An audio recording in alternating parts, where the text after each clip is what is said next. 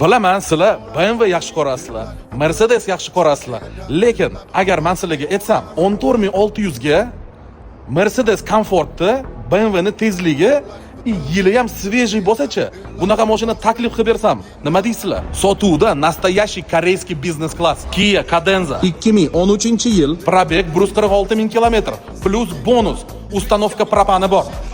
6 silindrli dvigatel, объем 3,5, 290 ta ot kuchi, razgon 100 gacha 7 sekund. Расходga keladigan bo'lsa, srednyem городской rejimda 10 ta 11 ta. Endi saloniga o'tamiz, xudo xolasa. Tak, bizda bu yerda полный кожаный salon, tomimizda panorama mavjud, 3 zonli klimat kontrol, полный elektropaket atamankalari bilan, pamitlari bilan, даже rul ham elektroregulirovkada, akustikskiya sistema Infinity. Bunaqa mayda joylari bor ekan, uni qilib olasizlar o'zingizlar. Ikkinchi qator ko'rsatingizlarga отдельное управление klimat kontroli bilan va multimedia. A также orqada elektronniy pardasi bor. Qani sizlar bilan zavod qilaylik. Bismillah.